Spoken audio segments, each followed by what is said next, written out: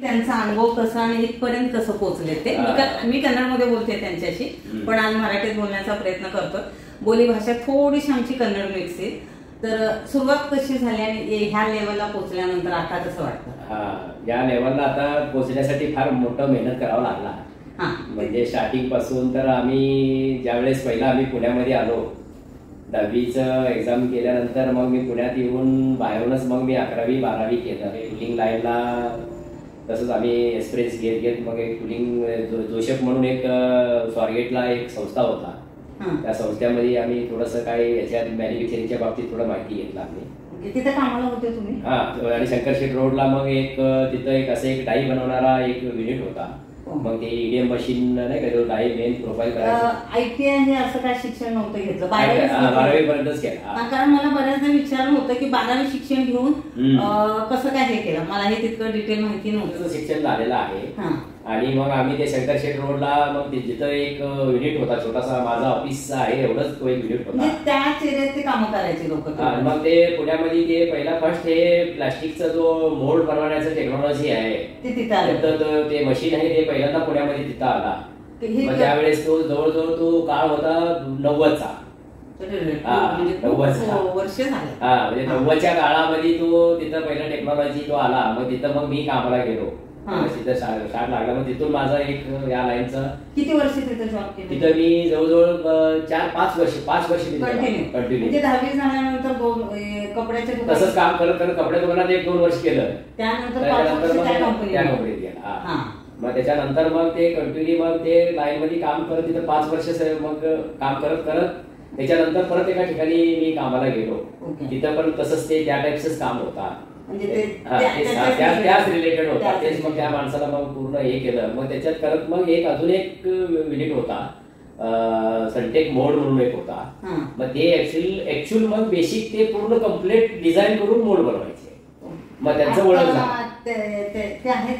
नाही, ते बंद झालं युनिट. संपर्कात आहेत ते मालक, ते संपर्कात ते मालक आहेत. पण ते नंतर मग ते त्या तिथं मग बेसिक मग मोड डिझाईन करणे. मग आम्ही त्यावेळेस मॅन्युअल स्केच बनवून मॅन्युअल स्केच करायचा. त्याच्यानंतर ते स्केच बनवून त्याच्याप्रमाणे मग ते डाई तयार करायचा. आता कसं कॉम्प्युटर आला, मग त्यावेळेस एवढ्या फॅसिलिटी नव्हत्या. हाताने स्केच बनवून हाताने ड्रॉइंग तयार करायचा. मग ते पण ड्रॉप्स बनवणारे होते, ते मेन कुलकर्णी म्हणून होते. मग त्याच्याबरोबर मी त्यांच्याबरोबर काम करायचा. मग करून ते ड्रॉप करून मला सगळं पूर्ण ते डिझाईन माझ्या ताब्यात द्यायची. नंतर मग मी ते पूर्ण मोड, आता जसं आपल्याकडे आता इथं मोड जसं तयार होते, प्लास्टिक मोड रेडी होते, तसं मग ते कम्प्लीट मी रेडी करून यायचा. मग ते असे मग ते स्पार्किंग मशीन, त्या मग कन्व्हेन्शन मिलिंग मशीन वरती काय दुसऱ्या, म्हणजे ते त्यावेळेस असं ऑटो मशीन नव्हता. मॅन्युअल मशीन वरती काम करायचा, हाताने घासायचा. वेळ लागत होता, खूप वेळ लागायचा. पण ते मग ते हाताने मॅन्युअल काम व्हायचे ते. मग त्याच्यानंतर तिथं ते तो मग आम्ही त्यावेळेस फिलिप्स, व्हिडिओकॉन, वर्लपूल असे बरेच कंपन्यांचं त्यावेळेस आम्ही सगळं कामं करायचे. फिलिप्सचं मेजर आम्ही त्यावेळेस फिलिप्सचं रेडिओ मार्केटमध्ये यायचे, फिलिप्सचं टेप रेकॉर्ड यायचा. मग वर्लपूलचे मग ते वॉशिंग मशीन, त्याला लागणारे काय प्रोडक्ट, त्याच्यानंतर फ्रीजला लागणारे प्रोडक्ट, असे आम्ही ते मग पूर्ण डेव्हलप आम्ही त्यावेळेस ते करत राहायचा. मग तिथं जवळजवळ मी 7 वर्ष काम केलं. म्हणजे सुरुवातीचे 2 वर्ष गेले त्या कंपनीमध्ये, नंतर 5 वर्ष गेले, नंतर 7 वर्ष. म्हणजे वयाच्या 15व्या वर्षी कामाला सुरू केला. तर बाहेरचा अनुभव मला वाटतं 25 वर्षापर्यंत घेतला. नाही, मग ते नंतर ते 6 वर्ष, त्याच्यानंतर मग परत मग मी दुसरी एका ठिकाणी परत एक 5-6 वर्ष ते पूर्ण युनिट माझ्या ताब्यात घेतला. त्यांनी आम्हाला काय केलं, तू चालव सगळं. मग त्यांनी मग असंच ते पूर्ण ते पण असंच होतं. मग मोड मॅन्युफॅक्चरिंग करणं, डिझाईन करणं, मोड करणं, ते एक 4-5 वर्ष चालवला. त्याच्यानंतर मग आम्ही 2004ला मग आमचं स्वतःचं पार्टनरशिप मध्ये आम्ही फॉर्म चालू केला. पार्टनरशिप मध्ये घेतलं होतं. पार्टनरशिपला 2004 मध्ये आम्ही चालू केलं. 2004 ते मग 2017 पर्यंत आम्ही ते युनिट चालवलं. 2017 मध्ये तिथं पण परत असंच होतं सगळं डिझाईन आणि क्रिटिकल. आम्ही काय करतो, म्हणजे जे मार्केटमध्ये काम होऊ शकत नाही आम्ही क्रिटिकल काम आम्ही करतो. आणि त्याच्यामध्ये कसं आम्ही चॅलेंजिंग जॉब करतो. तिथं मी तेच करतो. म्हणजे आम्हाला जो मार्केटमध्ये ते शक्य होत नाही किंवा तो फार पॉसिबल नाहीये, आणि तो शेवटपर्यंत आम्ही ते प्रोडक्ट आम्ही म्हणजे चांगल्या पद्धतीनं आम्ही नाही का, म्हणजे जे चांगले BMW ला नाही का, BMW ला लागणारे असे प्रोडक्ट आहेत, चांगले क्वालिटी. हे कंडक्टर्स आहेत गाडीमध्ये, जे तुम्हाला ऑइल लुब्रिकेशन किंवा गाडीला असे प्रोडक्ट तुम्हाला असे हे जे काही प्रोडक्ट आहेत हे सगळे बरेच क्रिटिकल प्रोडक्ट्स आहेत असे. मग ते आम्ही म्हणजे असे म्हणजे BMW ला लागू शकतो, ऑडीच्या कारमध्ये लागते. म्हणजे ह्याचे कसे जिथे इंजिन वर्क असतो गाडीमध्ये तिथं हे प्रोडक्ट लागले जाते आणि त्याला तो कसं असतं ते पूर्ण म्हणजे गॅरंटेड प्रोडक्ट असते. तिथं जर करता काही कुठेही प्रोडक्ट मध्ये फॉल्ट निघाला नाही पाहिजे, प्रोडक्ट क्रॅक पण नाही व्हायला पाहिजे, इंजिन ब्लॉक पण नाही व्हायला पाहिजे. त्या प्रोडक्टचं ते मोडचं शिंकेज, मोडचं ते पार्टिंग लाईन, ते वर्किंग म्हणजे ते डायरेक्शन जर बघितलं बरंच वेगळे वेगळे डायरेक्शनचे प्रोडक्ट आहे ते. तिथं तुम्हाला डायरेक्शन वाटतं वेगळ्या वेगळ्या डायरेक्शनने ते वॉटर म्हणा, त्याच्यानंतर ऑइल लुब्रिकेशन म्हणा, असे वेगळे वेगळे हे कनेक्टर्स असे आम्ही डेव्हलप करतो. ह्या कामामध्ये आपण शिक्षणाला, भाषेला, सगळ्या गोष्टीला महत्व देतो. पण तुमच्याकडे पाहिल्यानंतर मला त्याच्यामध्ये ह्याच्यात काय झालं ते माझा जो एक्सपिरियन्स आणि माझ्या ह्याच्यावरतीच मी एवढं सगळं म्हणजे मेहनतच बेसिक स्ट्रक्चर वरती सगळं शिकलेलं आहे. कुठलं शिक्षण किंवा शिक्षणने दिलं आणि सहसा करून आता ह्या लाईनच्या बाबतीत बघितलं तर इंडियामध्ये अजून असं काय ह्याचे शिक्षण आलेलं नाहीये की हा प्लास्टिक मोड मध्ये हा माणूस ट्रेन व्हायला पाहिजे असं. बेसिकली आता लोक तयार होताना जसं एखादा आता मी तयार झालं, मी बनलं, त्याच्यानंतर असेच लोक मार्केटमध्ये एखादा युनिटमध्ये काम करते, तिथं मुलं मग अनुभव घेतात, त्याच्यातून शिकते. पण बाहेर कुठेच आता शिक्षण कॉलेज असं काय नाहीये. कारण अजून काय असं गव्हर्नमेंट असं काही केलेलंच नाहीये. गव्हर्नमेंट आज सुद्धा आम्हाला स्किल वर्कर मिळत नाहीये. आम्ही मग असे 10वी-12वी झालेले मुलं आम्ही घेतो, मग ITI झालेले मुलं आम्ही घेतो.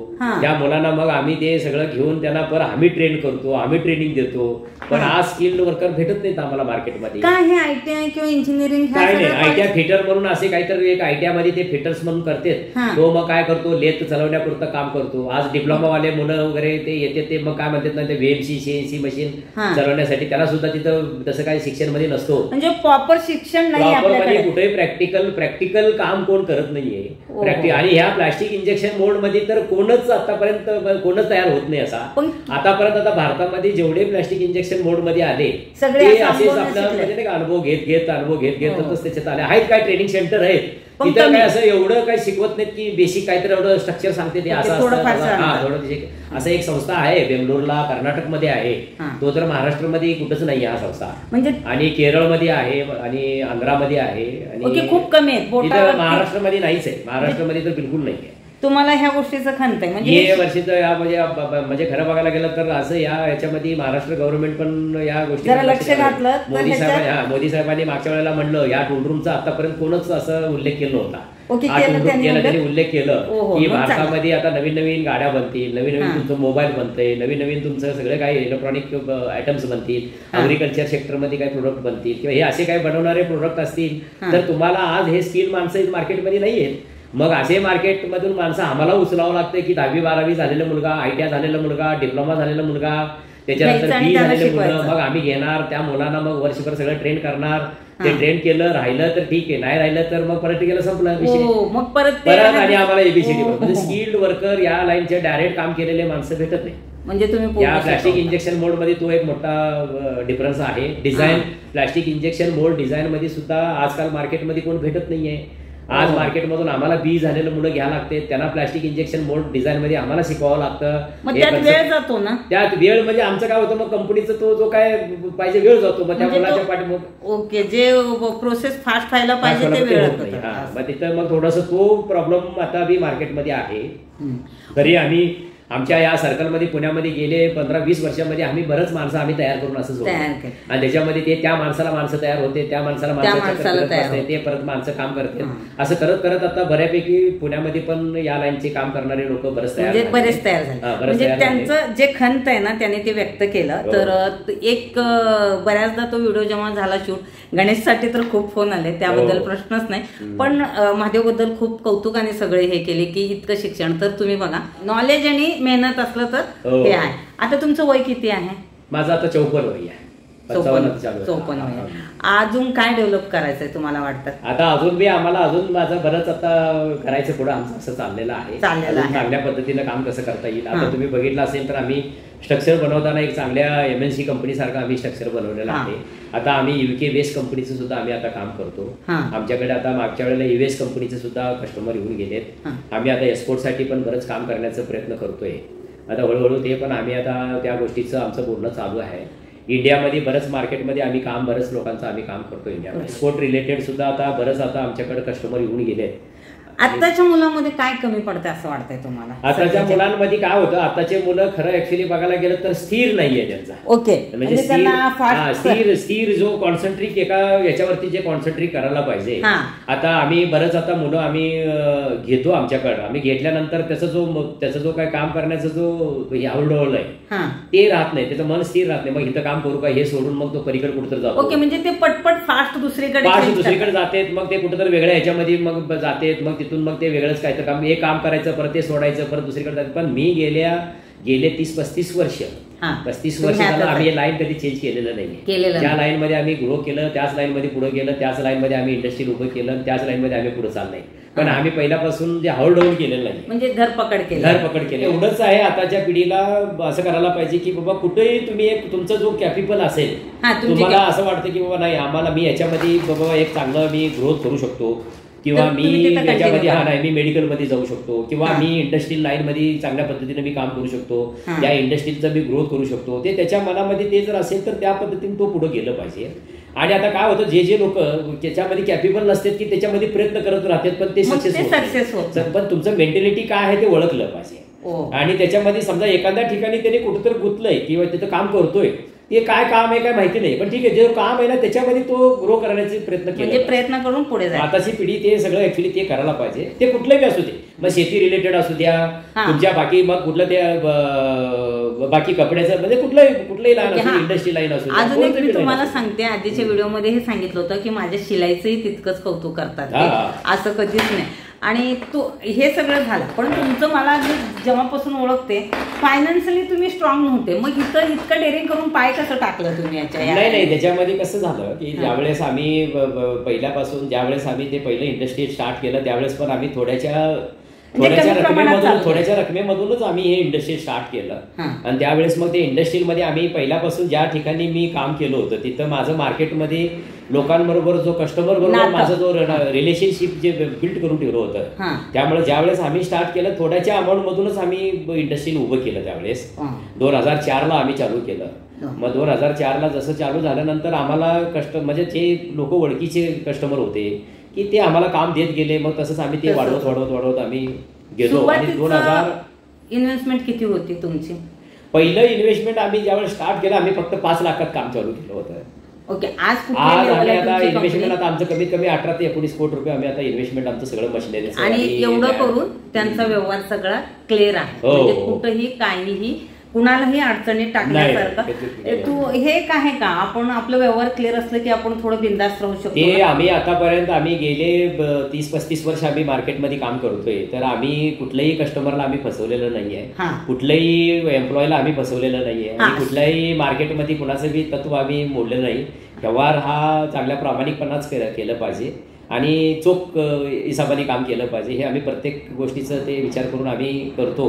आणि आज आमच्याकडे आता जवळजवळ 60 ते 70 लोक काम करते. आज जवळजवळ आम्ही त्या 60-70 लोकांना आम्ही गेले 2020 पासून कोविडमध्ये सुद्धा आम्ही लोकांना आमच्या इंटरनल कंटिन्यू त्यांचं अडचण काय आहे, त्यांना सॅलरी आम्ही घरी बसून सुद्धा सॅलरी आम्ही दिलं त्यांना.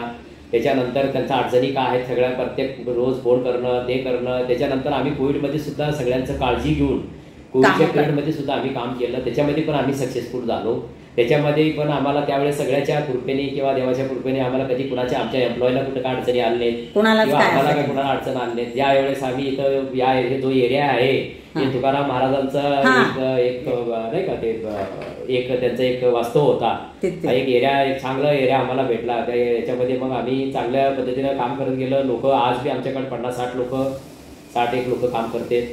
बाहेर सुद्धा बरेच इंडस्ट्रीला, छोट्या छोट्या इंडस्ट्रीला आम्ही आमच्या इथून काम त्याला पुरवतो, म्हणजे ते सुद्धा आम्हाला काम मला वाटतं एक छोटे इंडस्ट्रीवाले लोक आहेत, त्या लोकांना सुद्धा आम्ही बिझनेस परत त्यांना पण देतो. आम्ही बिझनेस सगळ्यांना डायव्हर्ट करून आम्ही सगळं पूर्ण वेळेवरती काम कसं होईल आणि क्वालिटी वर्क कसं होईल याच्यावरती आम्ही प्रॉपर आम्ही ते सगळं काम करत असतो. आणि महत्वाचं मला वाटतं की सगळे मिळून केलं तर आपण एक ग्रुप ऑफ आम्ही ज्यावेळी चायनामध्ये आम्ही गेलो होतो, चायनामध्ये आम्ही तिथं काही इंडस्ट्रीयल म्हणजे या लाईनचे सगळे काम करणारे जे इंडस्ट्रीयल होते तिथं सुद्धा चायनामध्ये सुद्धा असे काही कुठलाही हा कोर्स नव्हता. ओके. तिथं सुद्धा कसं आहे, माझ्यासारख्या इंडस्ट्रीमध्ये समजा असंच मी जसं एका इंडस्ट्रीमधून काम केलं, बाहेर पडलं, मी इंडस्ट्रीत टाकलं, तिथं पण चायनामध्ये सुद्धा इंडस्ट्रीमध्ये काम करत करत त्या कंपनीमधले 4 माणसं बाहेर पडले. आता माझ्या कंपनीतून बाहेर पडून 4-5 लोक आता पुण्यामध्ये कंपनी टाकले. आज सुद्धा ते पण 10-12 करोडचं वर्षाला पर इयरचं बिझनेस करतात माझ्या इथं, आणि ते पण 10वी झालेले पोर. आणि एवढं होऊन मी तुम्हाला एक सांगते, त्यांच्याशी सुद्धा महादेवचं चांगलं नातं आहे. कुणाशीही आज आमच्याकडे शिकून, आमच्या अंडर शिकून आज कोण दुबईमध्ये आहे, कोण जर्मनीमध्ये आहे, कोण सिंगापूरमध्ये आहे, आणि ह्याच लाईनमध्ये ते ग्रोथ पण केलेत, आज बी आहेत म्हणून. त्याच लाईनमध्ये कोण जर्मनीला गेलेले, कोण सिंगापूरला गेलेले, कोण दुबईमध्ये गेलेले आहे. आता इथं पुण्यामध्ये पण बरेच लोक इंडस्ट्री टाकलेले आहेत, आणि चायनामध्ये पण एक असं साखळी बनवूनच हे लोक काम करते, त्याच्यामुळे त्यांचं काम फास्ट होतो. आणि आपल्या इंडियामध्ये हे काय होतं, टूल मेकिंगचं काम म्हटल्यानंतर लोकांना काय होतं, वेळेवरती प्रोडक्ट भेटत नाही, म्हणून इथले कस्टमर लोक म्हणजे मग चायनाला काम देतात, मग तैवानला काम देतात, कोरियामध्ये काम देतात. पण इंडियामध्ये काय होतं, ते वेळेवरती काम भेटत नाही, मग इथे लोक प्रॉपर काम करत नाही. असे काही लोक आहेत की त्याच्यामध्ये चांगले लोक काम करणारे आहेत, आमच्यासारखे वेळेवर काम करणारे आहेत काही लोक, आणि काही लोक काम घेऊन वेळेवर काम करत नाही. त्याच्यामुळे सुद्धा प्रॉब्लेमॅटिक आहे या लाईन मध्ये. थोडंसं त्यांना काय होतं, ते काम घेतात पण ते काम वेळेवर पार पडत नाही, मग ते सगळंच या टूल मेकरचं नाव खराब होतो. नको व्हायला. आता इंडियामध्ये पण सगळ्यांचं एक संघटना करून जर काम केलं या टूल मेकिंगचं, डाय मेकिंगचं, तर बऱ्यापैकी इंडियामध्ये मेक इन इंडिया, जसं मोदी साहेबांनी जसं म्हणलंय मेक इन इंडिया, पुढं इंडियामध्ये पण चांगलं या टूलिंग लाईन मध्ये, टूल रूमच्या लाईन मध्ये ग्रोथ होऊ शकतो, आणि त्याच्यामध्ये चांगले चांगले मुलं पुढे जाऊ शकतात, स्वतःचं इंडस्ट्री उभं करू शकते, स्वतःचं मॅन्युफॅक्चरिंग उभं करू शकते. नाहीतर एखादा मॅन्युफॅक्चरिंग कंपनीला चांगलं सपोर्ट घेतलं तर त्यांचं ते बेनिफिट चांगलं घेऊ शकते, काय नाही काय करू शकतात. फक्त जॉबच पकडण्यापेक्षा स्वतःचं करू शकतात, स्वतःचं पण करू शकतात. ह्याच्यामध्ये कठीण कुठला काळ होता का, की म्हणजे एकदम कठीण काळ की बाबा मी आता थकलोय, मी थांबायला पाहिजे, असं नाही? असं कधी मी थकलोय आणि कधी थांबायला पाहिजे हे मी अजून मनात विचार केला. आम्ही ज्यावेळेस थांबायचे विचार येईल त्यावेळेसच ते विचार राहील. पण आतापर्यंत आम्ही आलेले जे चढ उतार होता, त्या चढ उतारला बी आम्ही त्याला पाठी देऊन टक्कर देऊन आम्ही पुढे ते अडचणी तर भरपूर आल्या, भरपूर अडचणी आले, भरपूर वेगवेगळे संकट आले. वेगवेगळ्या संकटामध्ये सुद्धा आम्ही मी काम करत, पण न थकता न थांबता आम्ही काम करत पुढे गेलं. म्हणजे कधी मायनस असेल, कधी मायनस प्लस जे काय होईल, ह्याच्यामधून काय गोष्टी करत असताना काय गोष्टी होत राहतात, काही गोष्टी चलत राहतं, त्याच्यामध्ये पण ते आम्ही कुठं न थांबता ते काम करत करत करत आम्ही पुढे गेलो, आणि आतापर्यंत आम्ही त्या चांगलं सक्सेसफुल आता आम्ही पुढे इथपर्यंत आणलंय. आणि आम्ही या भारतातल्या असू दे किंवा एक्सपोर्टसाठी पण असू दे, आम्ही चांगल्या पद्धतीनेच काम करण्यासाठी आम्ही एक चांगलं स्ट्रक्चर आम्ही आता तुम्ही बघितलं असेल, चांगल्या पद्धतीने स्ट्रक्चर आम्ही तयार केलेलं आहे. आणि मुलांना सुद्धा आम्ही क्लीन आणि चांगल्या पद्धतीने मेंटेन ठेवून आणि चांगलं काम करतील ह्या लोकांना आम्ही रोज पर डे आमचं एक इंटरनल असे मीटिंग्स असते. प्लॅन हेड आहे तो बरोबर तो सगळ्यांना एक आपल्या याच्यावरती कसं काम करायला पाहिजे ते सांगितलं गेलं जातं. डिझाईन मध्ये वेगळ्या पद्धतीने काय काम करता येईल, नवीन पद्धतीने काम केलं तर काम कसं सोपं होईल हे ट्रेनिंग दिलं जातं. त्या डिपार्टमेंटला ते मोठे काय धरून ठेवत नाही, सगळं ओपनली सगळं आम्ही हे करून प्रत्येक माणसाला आम्ही असं नाही करत की सगळं आम्हीच हे करायला पाहिजे, पण आम्ही लोकांना शिकवतो. शिकून आम्ही लोक तयार केलेलेच आता आमच्याकडे कामं करतात, आमच्याकडून तयार होऊन पण दुसरीकडे जाऊन काम भरपूर लोक करतात. समाधान वाटतं, समाधान आहे. तर त्याला काय नसतं, हे लोकशाही आहे. लोकशाहीमध्ये प्रत्येक माणसाला काम करण्याचा अधिकार करायला पाहिजे. पण माझं म्हणणं तेच आहे की प्रत्येक माणूस एक चांगल्या कुठलं तरी एक लाईन मध्ये आताची पिढी थांबलं पाहिजे, आणि त्या लाईन मध्येच काम त्यांनी ग्रो करायला पाहिजे, आणि चांगल्या म्हणजे आपल्या देशासाठी पण चांगलं आहे, स्वतःसाठी पण चांगलं आहे, आणि आपण देशासाठी काहीतरी केलं पाहिजे. आज पण आम्ही म्हणजे नाही का, आज 60-70 लोक जरी आम्ही सांभाळत असेल, त्याच्या पाठीमागे एक 4-4 माणसं धरलं तर 400-500 लोकांचं तर आम्ही कुटुंब आता आज आम्ही चालवतो, आणि ते सगळे वेळेवरती सगळं स्ट्रक्चर करून आम्ही काम करतो. तसंच प्रत्येक प्रत्येक तरुण आता पुढे आलं पाहिजे आणि स्वतःचं काय आज आज मोदी साहेबांनी बरंच गोष्टीचं लोकांना फॅसिलिटी दिलेलं आहे की बाबा तुम्ही make in India startup India मध्ये आहे. बरंच आता मुलं करूनच काम. अजून बी काही लोकांना असं वाटते की नाही आम्हाला काम भेटत नाही, काम भरपूर आहे, पण समोर आलं पाहिजे लोक असं आहे. हा, समोर आलं पाहिजे. काम नाही अशातलं भाग नाही. बरेच लोक म्हणतात नाही कामच नाही, नोकरीच नाही. नोकरी नाही असेच नाही, नोकरी आहे. प्रायव्हेट सेक्टरमध्ये तुम्हाला आहे ना नोकरी. प्रायव्हेट सेक्टरमध्ये किती तर नोकरी आहेत आज. प्रायव्हेट सेक्टरमध्ये तुम्ही का काम करू शकत नाही? प्रायव्हेट सेक्टरमध्ये या ना, आमच्यासारखे असे इंडस्ट्रीज आहेत, या इंडस्ट्रीमध्ये तुम्ही काम करू शकता. तुम्हाला जो गव्हर्नमेंटमध्ये जो भेटतो तो पण इथं बी सॅलरी भेटतो. फॅसिलिटी मला वाटतं आता जास्त केलंय सगळीकडे. सगळीकडेच आहे फॅसिलिटी आहे. तिकडे पण फॅसिलिटी जी आहे इकडे इंडस्ट्रीमध्ये, प्रत्येक इंडस्ट्रीमध्ये आहे. स्मॉल स्केल स्मॉल स्केल किती तर स्मॉल स्केल मोठे मोठे कंपन्या जर काढले, टाटा मोटर्स आहे, बजाज आहे, हे जर काढलं त्याच्या पाठीमागे काम करणाऱ्या हजार 2,000 कंपन्या आहेत, स्मॉल इंडस्ट्री आहेत ना. मग त्याच्यामध्ये वर्कर लोकांचं गरज आहे, सुपरवायझरचं गरज आहे, इंजिनियरची गरज आहे, प्रत्येक लोकांचं गरज आहेच आहे ना तिथे. फक्त शोधा आणि मेहनत शोधा आणि घ्या तुम्ही काम. तुम्ही तुमचं आवडीचं निवडा, तुमचं आवड निवडा आणि त्या लाईन मध्ये जावा. त्या लाईन मध्ये तुम्ही काम करू शकता. करणार नाही असेल तर काम नाही, काम आहे मार्केटमध्ये. मला वाटतं माझ्याने मला कंपनीच्या पूजेला सांगितलं होतं, तो बोलेल काय स्वाती सुरेखा, तिला शूट घ्यायचंय म्हणून कंपनीत आले आणि ते स्वतः घ्यायला आले होते मला. दरवेळेस त्याबद्दल प्रश्नच नाही. एवढं सगळं करून नाते कसे जगतावं? नात्याला पण ठेवा लागतं सगळं. नाते आहे, गावाला पण कनेक्ट आहे. मी ह्यांना गप्पा बसवते. आता मी तुम्हाला एक गोष्ट सांगते. आज सकाळपासून त्यांची मीटिंग चालू आहे, कंटिन्यू मीटिंग चालू आहे. मी ज्या गाडीचं टायमिंग झालं त्या ह्याच्या वेळेस त्यांनी 5-6दा फोन केले, स्वतः घ्यायला आले. मी इथं थांबले, त्यांच्यासोबतच जेवले, हे केले. मी घरी गेल्यानंतर खूप साधारण व्यक्ती वाटतात मला. आता सुद्धा ते माझ्यासाठी साधारणच आहेत. असं म्हणजे नाव असलं तरी त्यांचं वागणं करणं खूप साधं सिंपल आहे.